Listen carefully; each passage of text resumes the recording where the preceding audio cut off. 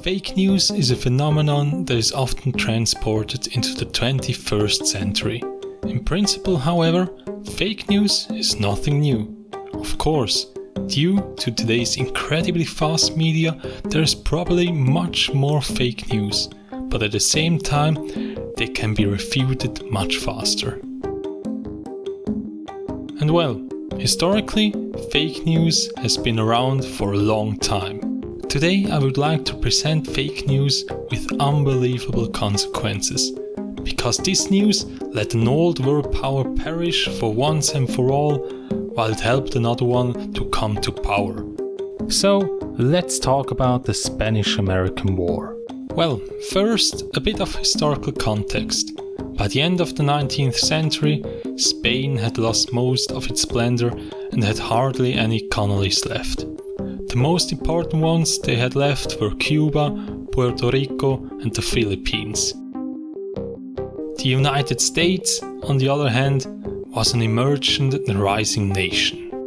And well, Cuba in particular had long been a constant source of irritation for the Americans. The island was so close to the USA, but completely outside their sphere of influence.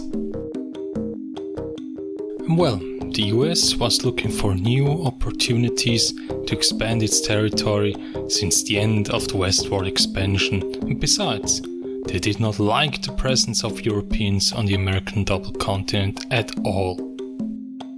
And well, Spain had its own problems in Cuba. In 1895, a war of independence had just broken out on the island. Well, again, the Spanish used incredibly harsh measures to keep the island under their control. And this is where our story of fake news begins. The two media giants, Joseph Pulitzer, owner of the New York World, and William Hearst, who owned the New York Journal, engaged in a fierce media battle. The two newspapers were especially known for their sensationalism and were also called the Yellow Press. Although the Spanish were cruel in Cuba, the two newspapers exaggerated the situation on the island immensely. And there is also a great anecdote about this media event.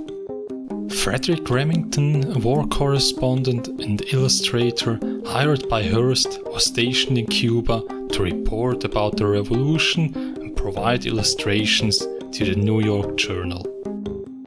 He soon became very bored with the situation because everything was so peaceful in Cuba, and therefore he sent a telegram to Hearst in January of 1897. He wrote, "Everything is quiet, there is no trouble, there will be no war. I wish to return."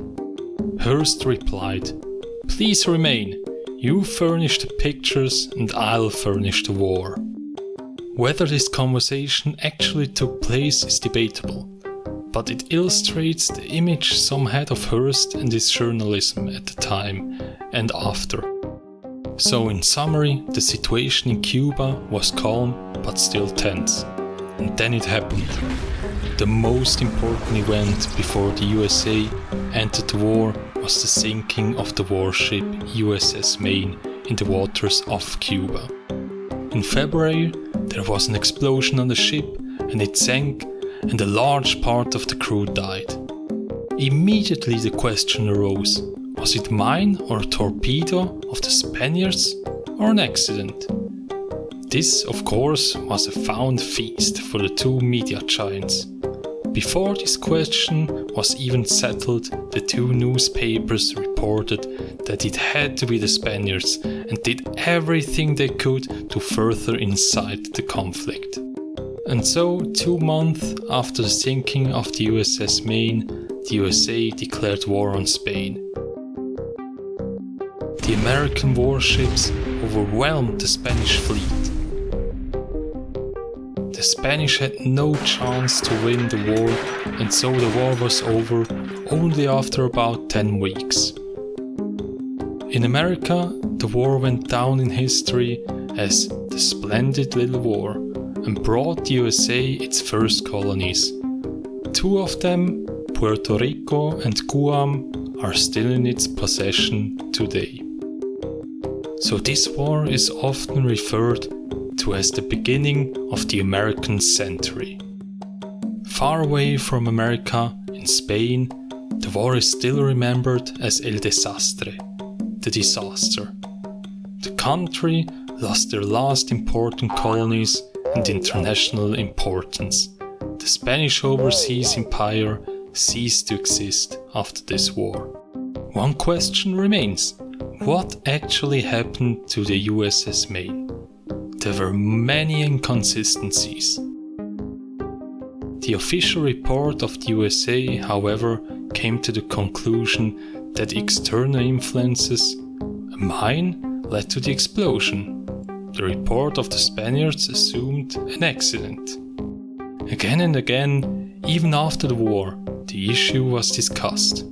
But since 1974, with the so-called Rickover investigation, the best and most detailed investigation, the case is actually clear. It was an accident. They could prove that a reaction in the coal bunker caused an explosion in the ammunition depot. But still to this day, the sinking is sold as a mystery. But what was true in the past is still true today. Sensationalistic news simply sells better.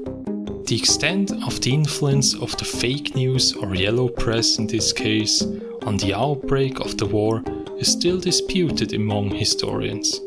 It is now clear that they alone cannot be held responsible for the outbreak of war. However, it is equally clear that they did influence the American public and poured plenty of fuel on the fire. What can we learn from this episode? Fake news can unleash incredible power, and hardly any age is safe from fake news. Moreover, it is not easy for people from the past as well from today to protect themselves from these news. In the end, there is only one way out.